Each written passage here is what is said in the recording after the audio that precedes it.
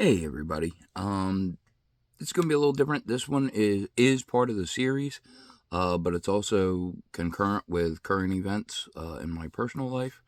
Trying to share with you things as I learn them, or as I come to understand them. Um, so I guess this is going to be the relationship episode. I've talked before about the company you keep, the circles you have. Um, when you're in a relationship with somebody, you have to be self-aware, and you also have to really pay attention to your partner. You can't just go by words. You have to go by actions.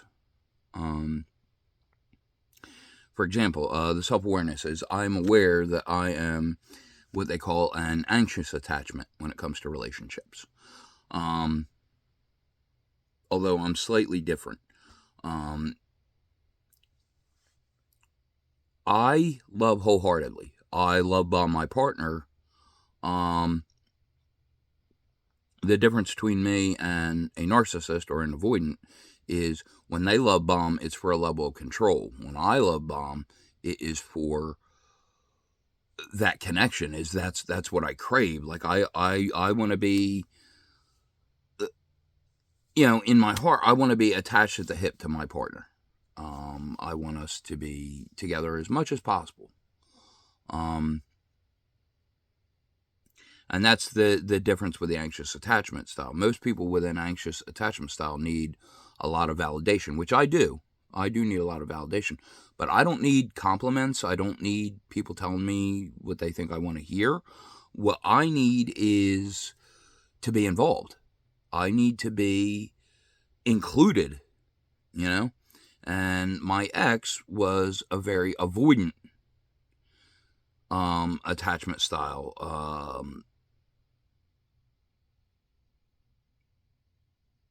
And a lot of that was, part of that is the narcissism. But um, they, those kind of people, when they feel the kind of stuff that I put out, it scares the shit out of them.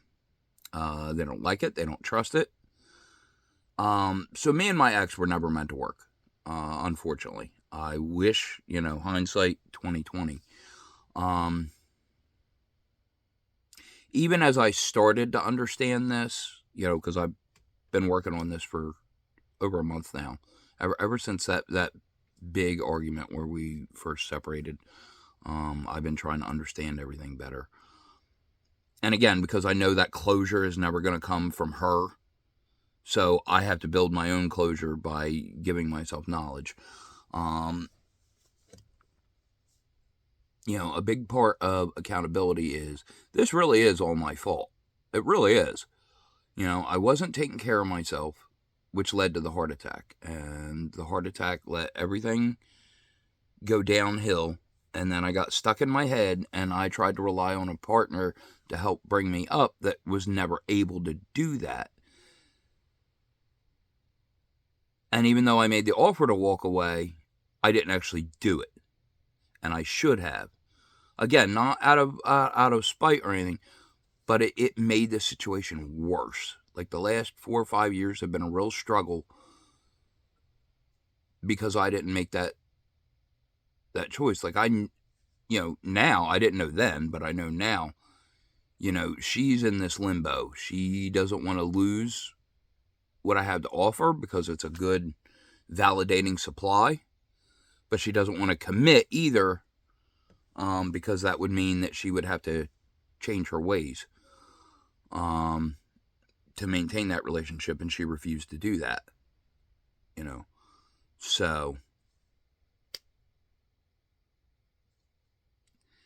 accountability is a great tool for when you're hanging up on something, when you're trying to get your head at, like this has been, I'm getting better at it, but there, and all the videos that I've been watching, all the articles I've been reading, they all say it's going to be like this. This is what recovery from narcissistic abuse looks like.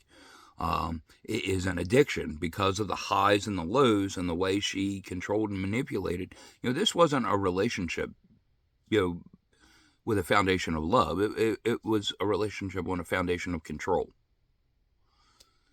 you know. And again, one of the misconceptions is she thought when I brought my problems to her that I was like her, that I was being controlling, and it wasn't. It was I was saying, hey, this makes me uncomfortable. I need you to make me comfortable with it. I need you to help me. When I say I don't want you to do something, it doesn't mean it's a firm no. It's a, hey, we need to like talk more. I need you to be vulnerable and open with me. And she could never do that. You know, I sat here and spewed my guts. I don't know how many times I've written long ass paragraphs. Because I understand that communication is the key to any relationship. And the more I would approach her to make it better, the more it made her step back. So again,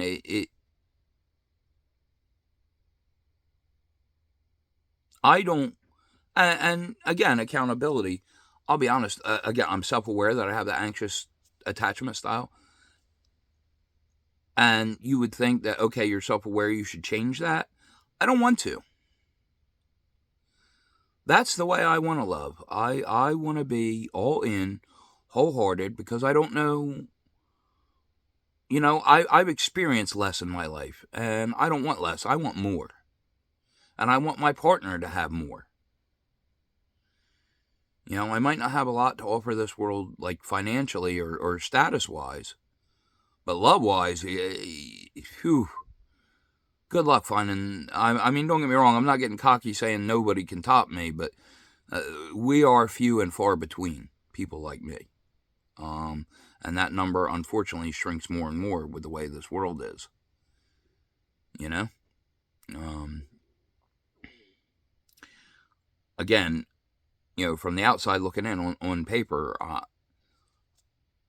I am very different because a lot of the things that people let cause stress and anxiety in their relationships are things that I don't even care about. And people look at me funny like, well, you should care about it. You need to care about it. No, I haven't cared about it in years, and it hasn't. It by not caring about it has caused less issue than it would have by causing, more.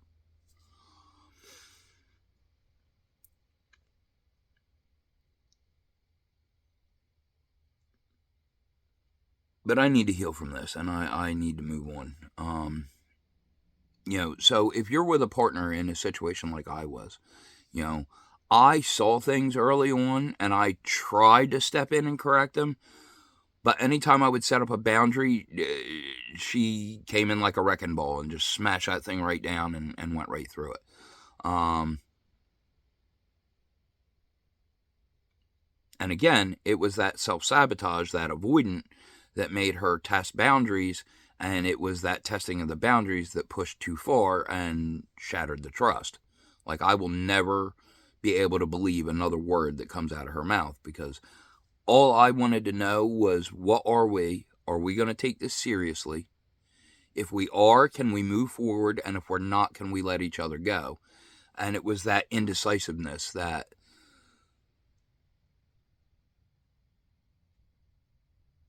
again, she didn't want to let go of the supply, but she didn't want to take the steps necessary to maintain it either. And nothing that I could have done would have changed that. It's unfortunate. Like, I know that my childhood is what makes me an anxious attachment style. The way I was raised, I came from a divorced home. And again, I was always different. So I was always the outcast. I was always the one on the outside. And that's all I've ever wanted is somebody that accepts me and brings me to their inside. And I'm trying really hard not to lose hope that somebody like that is out there. Because again, I know there are other people. Like, I'm unique in the sense that I'm one of one because we're all individuals. But I'm not unique in the sense that there's nobody else like me. Again, we're just few and far between.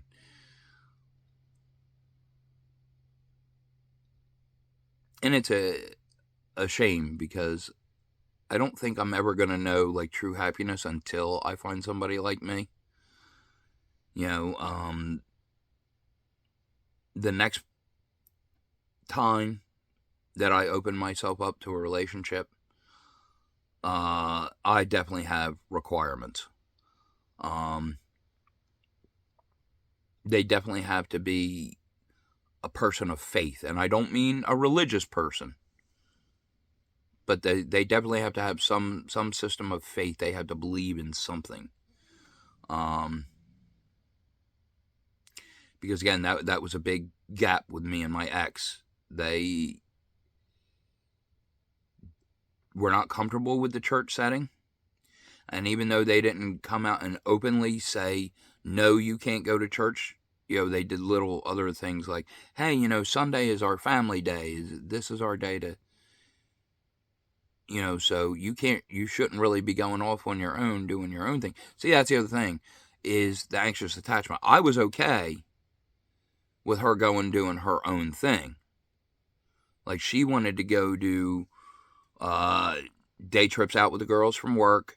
She wanted to go do, like, she was big into Pokemon Go. I was okay with that because, again, I know I have to have my own things.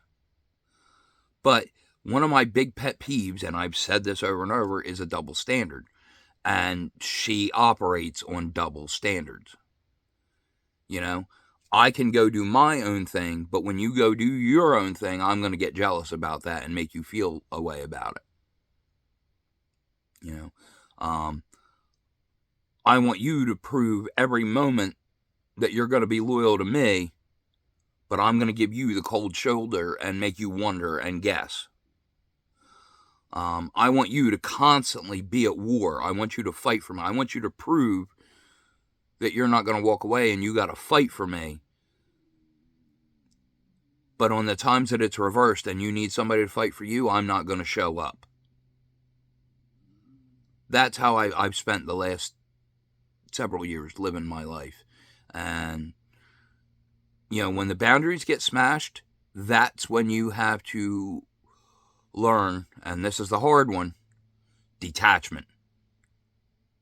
When somebody shows you that they have no interest in change, you got to let them go, because if not, the only other option is to completely give up yourself and destroy yourself. You're literally taking a melon baller to your own heart and just scooping everything out by trying to maintain that.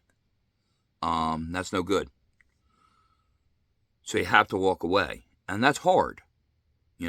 My cutoff game is strong, but it's only because of that self-awareness. Like, I know the people I detach from are no good for me. That's the only reason my cutoff game is as strong as it is. Because, again, that attachment, I hate letting people go. I really do. That bothers the shit out of me. To just give up and walk away. I hate doing that. But I've learned, through my experiences, in the times that I don't like. I mean, again, this relationship, this was 11 years. That's a lot of time to waste on something that you should have seen early on wasn't going to work. And we're both at fault for that. Because, again, when things started to get really bad, I did offer the out. And it wasn't taken. It was, hey, I want to be able to come to you when I feel like it.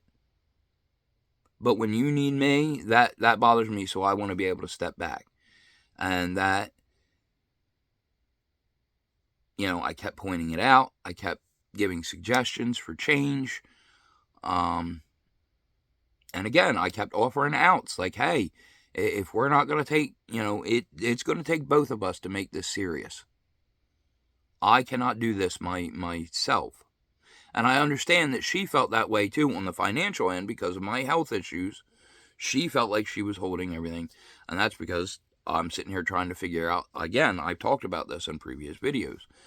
I went from doing labor-intensive lifestyle and I had to figure out something completely new. And instead of getting support in that area, there was that self-sabotaging, and it was I could have come out of the, and this is not blame. I know it sounds like it. It's just, again, awareness, coming to a realization. You know,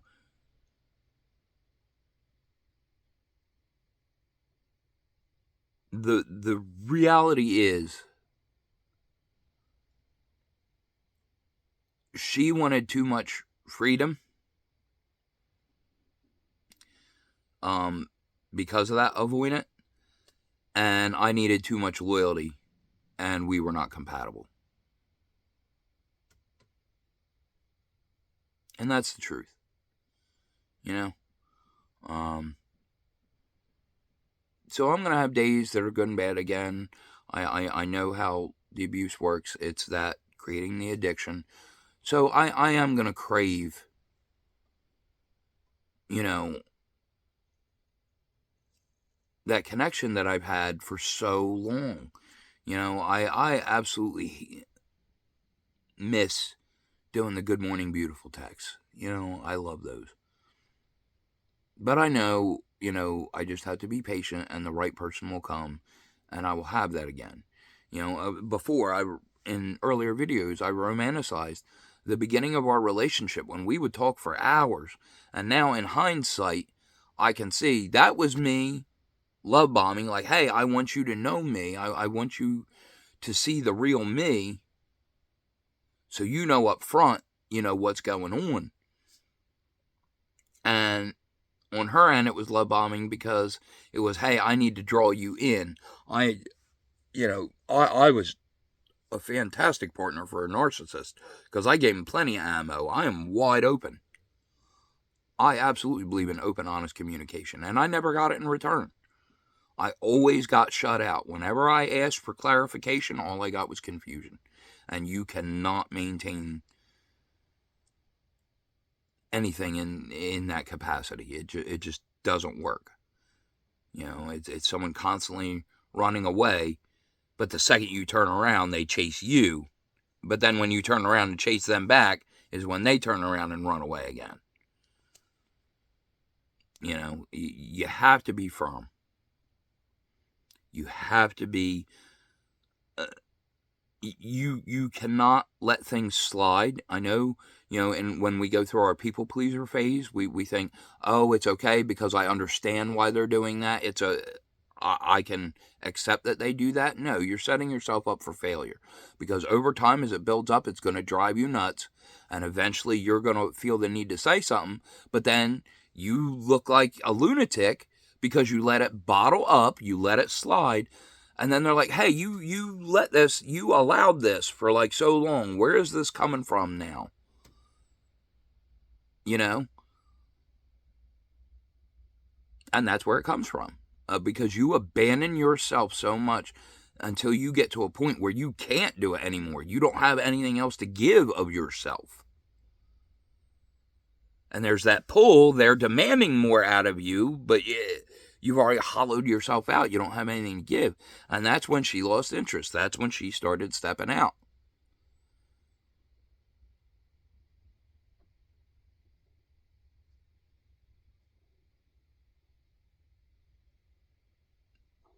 So, I had great fellowship the other night at Bible study. Even though my head wasn't in the right place, being around those people helped. Being in that setting helped. Getting into the Word, feeling that connection with God, that all helped. Those are things that I need to do more of. I cannot, I can't tell you how many times I've fought myself to take the block off and reach out, but I know what it's going to be. It's going to be that communication of, yes, I want you, but I don't want the responsibility of you. And I know that's not going to change. And I just have to stay firm in that until all this wears off. Once I'm finally, deprogrammed, then I can open up to somebody else that's going to help me heal from this, rather than make me relive it. But I have to use my discernment. I have to be very careful.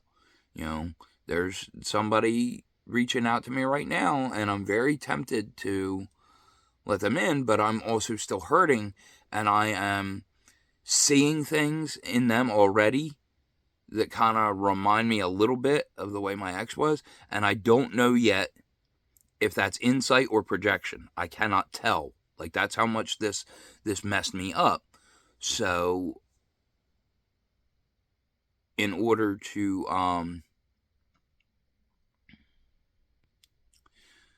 kind of try something different, is I'm going to relax. I'm going to take it back. I'm not going to read too much into it. I mean, we're just we're not even really talking yet. We're just starting to. So I need to pull back a little and watch my anxious style, because I know some people aren't ready for that. It feels smothering. Because again, I don't want to jinx something. And again, I'm not looking to jump into something else, but I don't want to set myself up for failure in the future. If somebody is looking, like they actively came to me, they are seeking a connection, and that's fantastic. I'm open to that.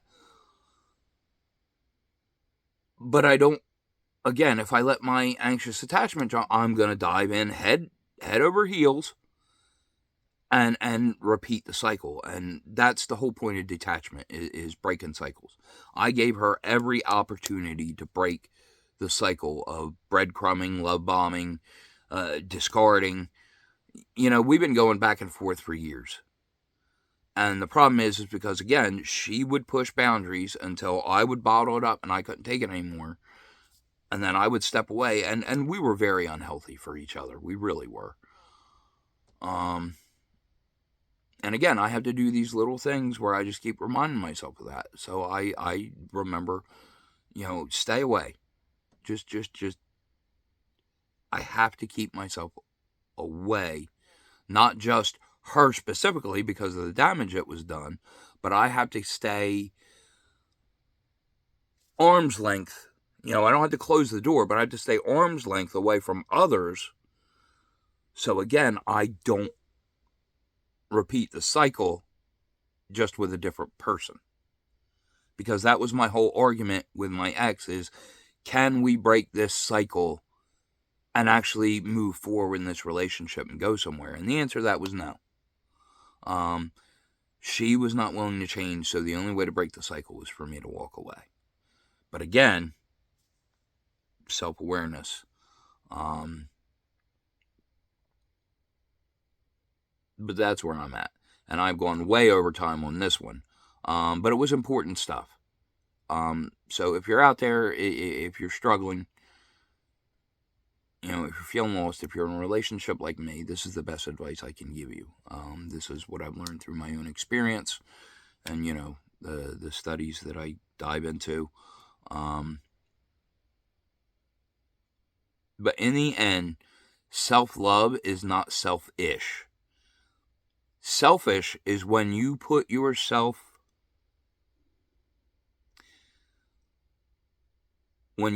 wants above everybody else's needs. That's how my ex was. But if you're overly selfless, again, that feeding, that hollowing yourself out, that's also an act of self-abandonment. That's why discernment is so important. Everybody is taught to think in binary black and white thinking, and that is not the case. That is why discernment is such a superpower, because you have to understand the nuances and the differences. A lot of people say, oh, that's the same situation, but it's not. And then other times they'll say, no, they're two completely different situations when it's the same principle. This is why society is struggling so hard right now, because this is the way things are being run, and it is affecting the people of the society. This is why, relationships are suffering. This is why depression is so high, because the people we're letting run the show are running us into the ground, and nobody's changing it. Anyway, I've gone way over time. I'm going to let this one go. I think I've given you plenty of food for thought. I planted plenty of seeds. But as usual, please continue to take care of yourself. And if you're able, continue to help take care of others. And I'll see you in the next one.